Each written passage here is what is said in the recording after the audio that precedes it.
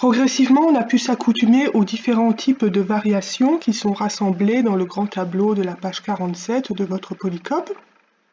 Maintenant, il faudrait pouvoir dégager des méthodes générales qui nous permettent de reconstruire toutes les formules d'une façon systématique dans tous les cas. Donc chaque variation a deux formules différentes et la deuxième n'est pas très difficile à reconstruire, elle est assez logique. On prend la variation totale, ns carré de y, et on lui applique, on la multiplie par le pourcentage qui reflète l'influence qui nous intéresse. Donc je vous rappelle la situation, on a un caractère y sur lequel s'exerce un facteur x. Par exemple, si on s'intéresse dans la première ligne du tableau, vous étudiez la variation du modèle, c'est-à-dire vous vous intéressez à l'influence linéaire du facteur x. Et on sait depuis le cours numéro 8 que le pourcentage qui reflète cette influence linéaire, c'est r carré, le coefficient de détermination. Donc, pour obtenir la variation du modèle, il suffit de composer le produit variation totale, ns carré de y, fois r carré, le pourcentage correspondant à l'influence linéaire du facteur x. On a aussi un autre pourcentage, état carré, le rapport de corrélation, lui, il reflète toute l'influence du facteur x, l'influence globale, toute fonction confondue, linéaire et pas linéaire. Donc justement, sur la deuxième ligne, pour la variation du modèle autour de la régression, là on s'intéresse aux influences de x, mais pas linéaires. Donc le pourcentage correspondant, ça va être état carré, toutes les influences du facteur x, moins r carré, on retranche les influences linéaires. Donc la formule pour cette variation du modèle autour de la régression, la deuxième formule, variation totale multipliée par le pourcentage état carré moins r carré, elle est très logique, on la comprend, donc on n'a pas de mal à la reconstruire. Mettons sur la troisième case, pour la résiduelle d'ANOVA, là c'est l'influence de tous les facteurs autres que x, donc le pourcentage correspondant, c'est 1 moins état carré. Donc le multiplier par la variation totale, on comprend très bien ce qui se passe. Par contre, ce qui est délicat pour chaque variation, c'est la première formule, la somme des carrés. On a toujours quelques hésitations pour savoir quel terme on doit mettre dans les carrés. Donc on va aujourd'hui récapituler toutes les observations qu'on avait pu faire dans la vidéo de la séquence 11, de la séquence 10, pardon, et ça va nous aider à faire ressortir des méthodes assez générales. Ce que vous voyez là, c'est une ossature de formules pour les variations, les symboles qui sont communs à toutes les variations, hein. Vous voyez les sommes de carrés. Dans le carré, il y a une différence de deux termes, on ne sait pas lesquels, on a justement mis des points d'interrogation. Et la seconde formule avec la variation totale, facteur d'un certain pourcentage dans le crochet, lui aussi c'est une différence de deux termes, comment les choisir? Il y a des points d'interrogation à l'emplacement des valeurs qu'on ne connaît pas encore. Alors ce qu'il faut bien noter, c'est que, donc regardez l'ensemble des trois points d'interrogation en bleu, eh bien ils sont liés. C'est-à-dire que dès que vous en connaissez un, les autres sont entièrement déterminés. Pareil pour le paquet des trois points d'interrogation en rouge, ils sont liés. Hein, donc mettons pour garnir les emplacements avec les points d'interrogation en bleu, on aura à notre disposition un certain nombre de paquets d'objets. Donc mettons qu'on prenne ça sera des paquets de 4 objets. Hein, mettons que je prenne un de ces paquets, ce paquet me fournira un pourcentage pour mettre dans le crochet ici sur ce point d'interrogation en bleu. Dans ce paquet, j'aurai aussi un nombre pour remplir ici le point d'interrogation en bleu à l'intérieur du carré. J'aurai une lettre pour mettre en indice dans une abréviation, pour mettre en indice dans le symbole SC, et j'aurai aussi un mot qui apparaîtra dans l'appellation, dans la dénomination de la variation. Voilà, donc je prends un paquet pour garnir d'un seul coup tous les points d'interrogation en bleu. Donc tous les points d'interrogation d'une même couleur sont liés, indissociables, et dès qu'on en connaît un, tous les autres sont déterminés. Donc pour avoir une formule complète, il faudra prendre un paquet d'objets pour garnir les emplacements en bleu et un autre paquet d'objets pour garnir les emplacements en rouge. Alors ces paquets de 4 objets, on en a déjà repéré quelques-uns pendant la vidéo de la séquence numéro 10, quand on commençait à étudier les formules de variation, la variation résiduelle d'ANOVA, la variation résiduelle autour du modèle. On avait déjà vu se dégager comme ça des paquets de 4 objets où on a un mot qui figure dans l'appellation de la variation, une lettre en abréviation dans l'indice de SC, un nombre pour le mettre dans le carré et un pourcentage pour mettre dans le crochet. Donc maintenant, on va faire la liste de tous les paquets qui sont à notre disposition. Le premier bloc de 4 objets qu'on avait identifié lors de la vidéo numéro 10, c'était celui présent ici sur la deuxième ligne. Dès que vous avez une variation où apparaît le mot modèle dans la dénomination de la variation, je ne sais pas moi, variation du modèle autour de la régression, variation résiduelle autour du modèle, enfin dès que vous avez le mot modèle quelque part dans le titre de la variation, ça implique obligatoirement une lettre M en indice dans la notation SC. Dans le carré, ça implique que vous devez voir apparaître un YI chapeau qu'on lit sur la droite de régression. Donc mettons que je vais mettre sur les points d'interrogation en rouge. Et puis ça implique aussi dans le crochet d'avoir le pourcentage R carré sur ce point d'interrogation ici. Ensuite, on avait identifié aussi un deuxième paquet de 4 objets. Dès que vous avez le mot résiduel dans une variation, ça implique un R en indice dans le SC, un terme YIJ, les mesures du caractère Y dans le carré. Mettons que je les dispose sur les points d'interrogation en bleu, peu importe. Et puis, ça implique dans le crochet pour le pourcentage d'avoir la valeur 1. Alors, on avait aussi identifié un autre paquet d'objets qui sont liés.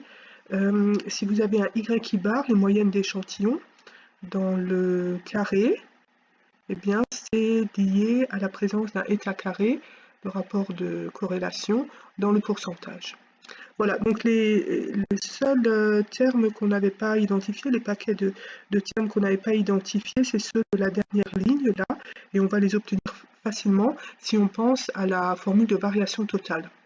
Voilà, donc cette variation totale, il faudrait l'écrire comme variation totale facteur d'un crochet d'un certain pourcentage, donc forcément c'est variation totale multipliée par 1. D'accord? Donc c'est comme si on avait un 1 sur le point d'interrogation en bleu, moins 0 sur le point d'interrogation en rouge.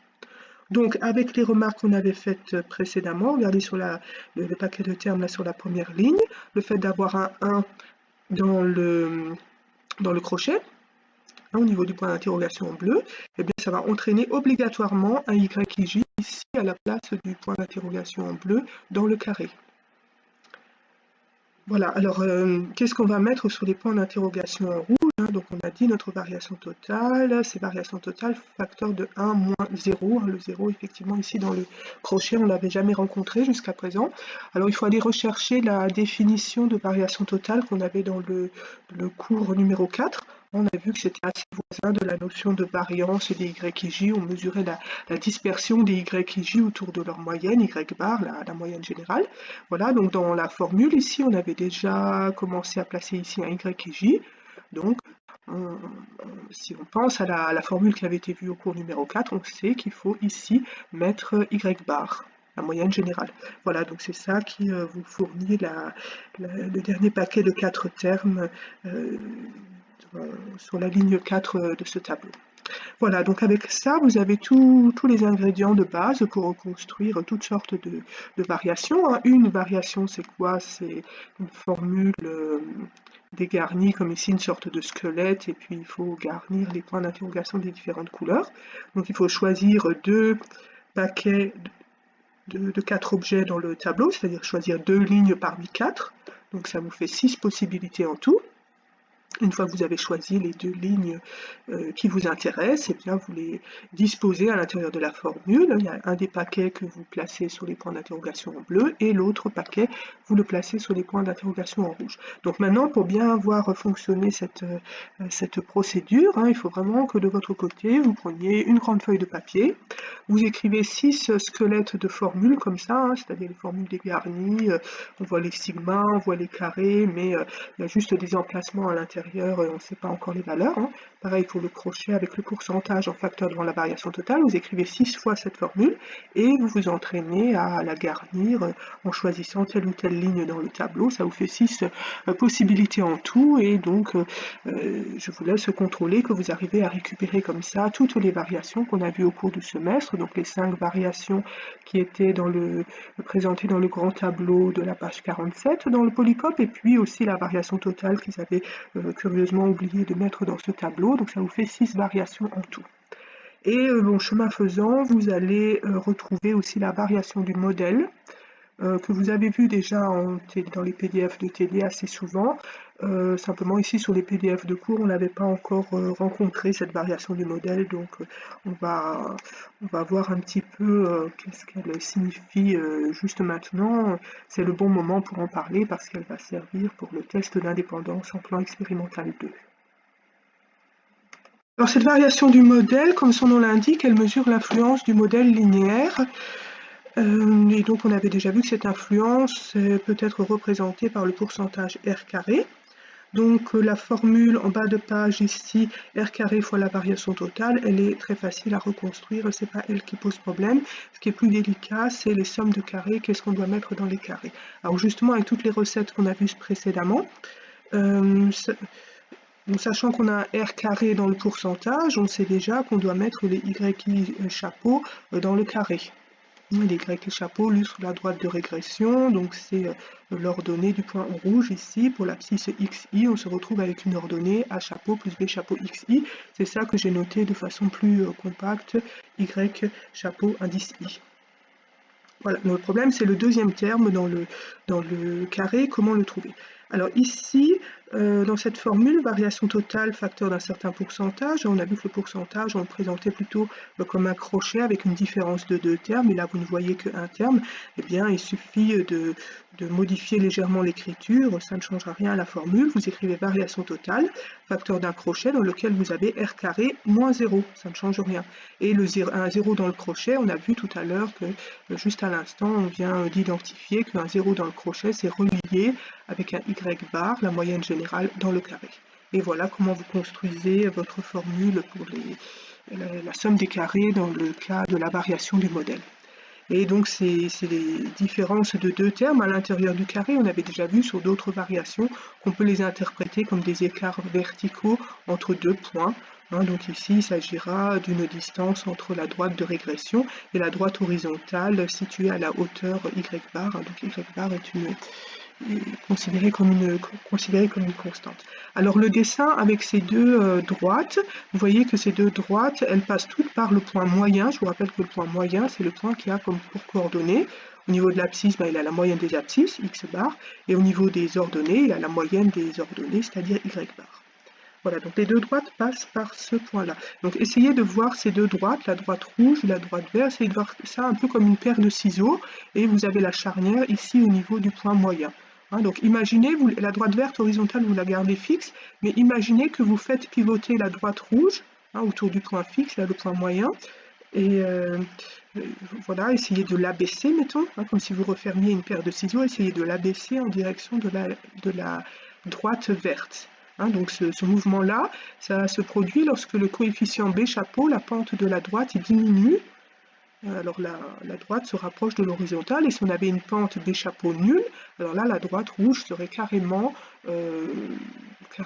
superposée à la droite verte, et du coup l'écart vertical entre les deux points, ça serait 0. Et cet écart vertical, c'est les termes dans les carrés. Donc la variation du modèle, elle se présenterait comme une somme de 0. Voilà, et donc elle vaudrait 0, quoi. Voilà, donc une simple petite remarque géométrique. Votre droite de régression, si la pente B chapeau est nulle, ça coïncide avec la situation où la variation du modèle est nulle.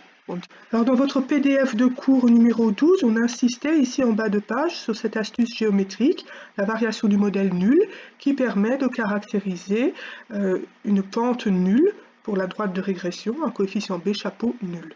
Et cette remarque géométrique sert de base pour faire fonctionner le test d'indépendance qu'on va voir dans un instant. Alors, il s'agit d'un test d'indépendance spécifique pour le plan expérimental 2, et il présuppose que vous avez au préalable validé le modèle linéaire. Donc vous êtes déjà assuré de l'existence de deux constantes a et b, telles que la fonction linéaire a plus bx représente y correctement. Alors je vous rappelle que ces deux constantes a et b, les deux coefficients dans le modèle linéaire, c'est des vraies constantes, des constantes absolues, universelles, qui ne dépendent pas des indices i et j, et surtout qui ne dépendent pas de l'échantillon, contrairement au a chapeau et b chapeau de la droite de régression. Alors simplement, ces coefficients a et b dans le modèle linéaire, l'inconvénient c'est que c'est des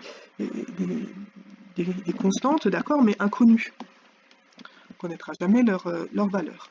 Alors, vous partez de ce modèle linéaire, a plus bx, donc a priori,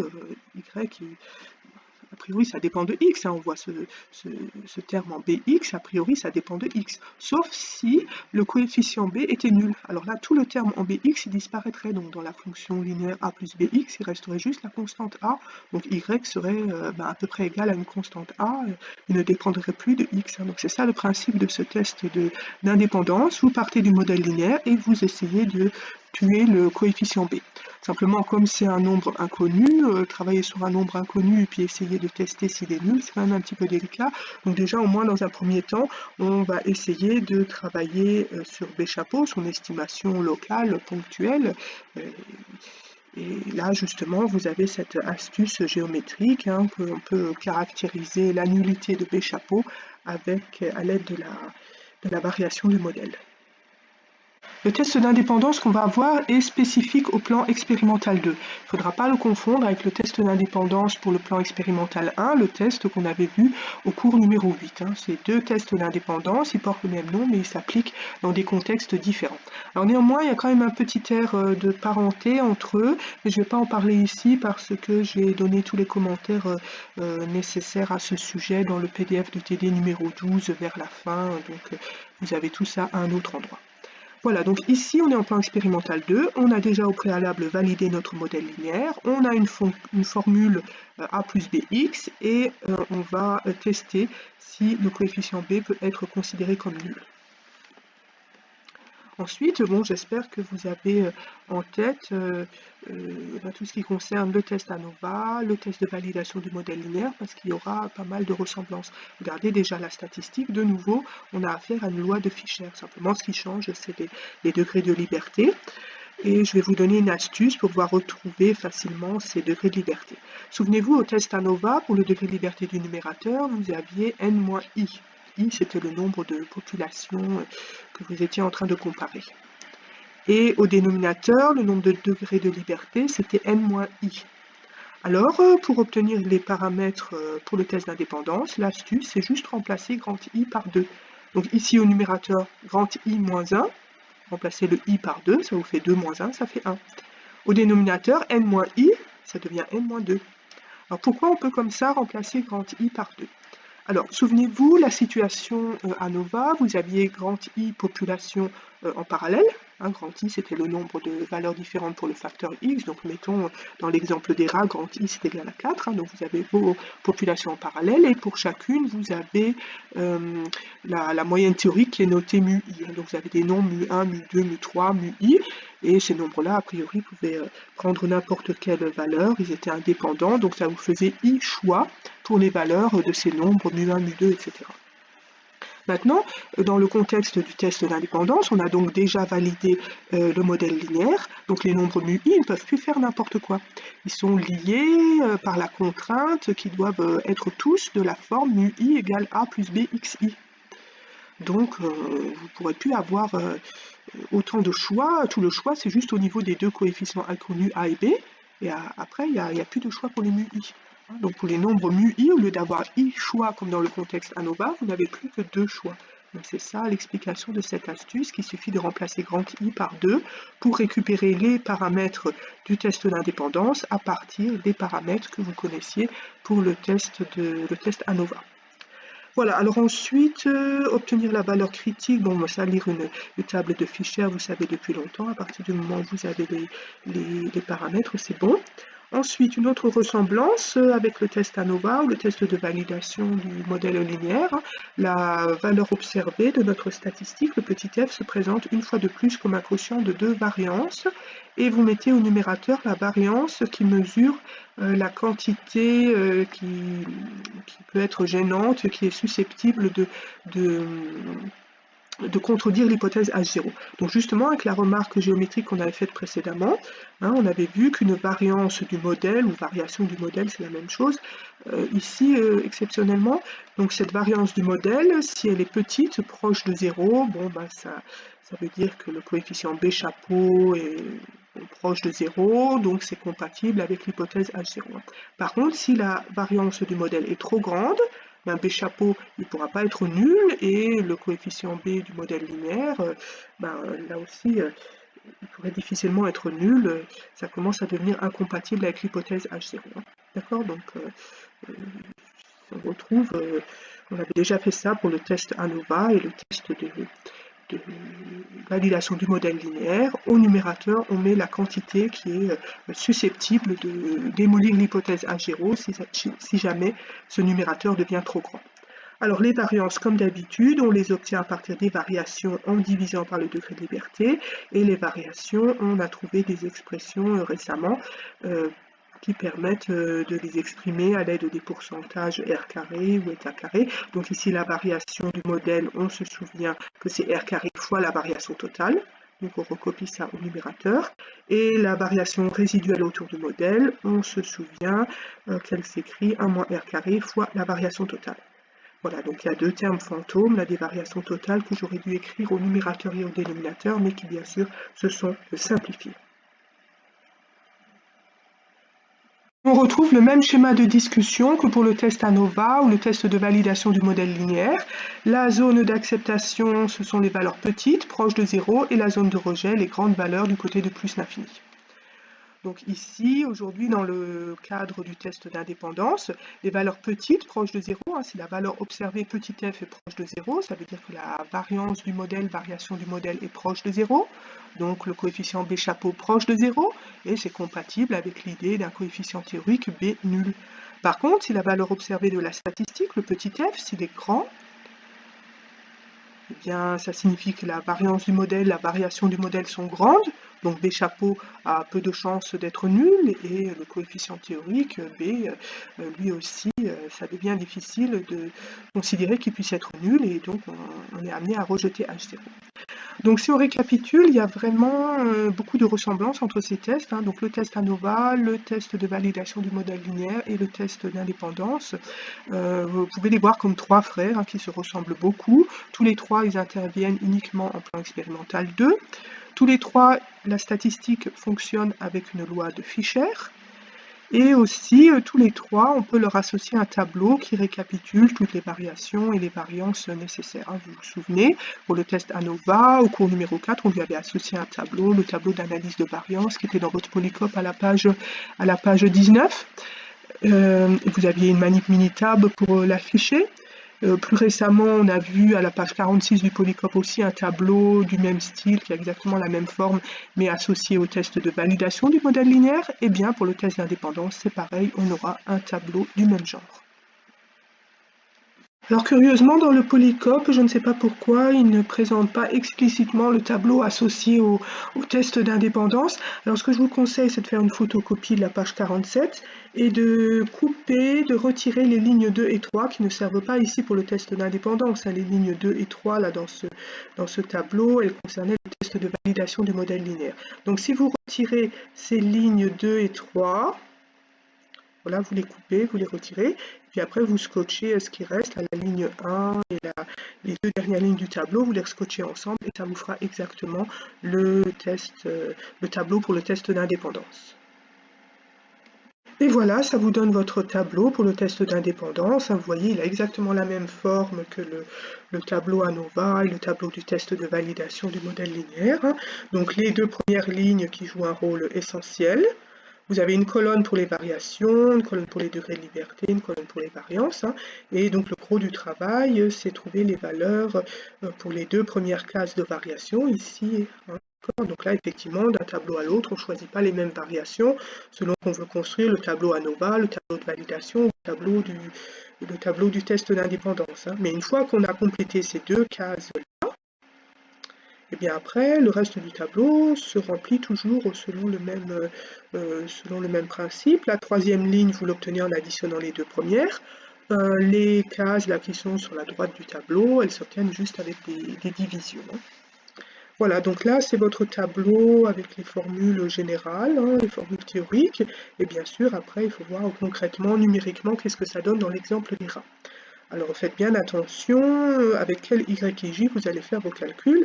Il ne faut pas mettre là-dedans les Y et J, les taux d'hormones qu'on avait au début du chapitre 4, parce qu'on a vu à la vidéo précédente que si vous travaillez avec le caractère Y taux d'hormones, le taux d'hormones directement, vous ne pourrez pas valider votre modèle linéaire. Et le test d'indépendance demande qu'on ait déjà au préalable validé le modèle linéaire. Donc on avait vu dans la vidéo précédente que dans l'exemple des rats, il faut remplacer Y, le taux d'hormones, par le logarithme du taux d'hormones pour pouvoir valider le modèle linéaire. Donc à partir de maintenant, partout où vous avez des Y et J, pensez c'est les nouveaux Y et J, c'est-à-dire après le changement de variable.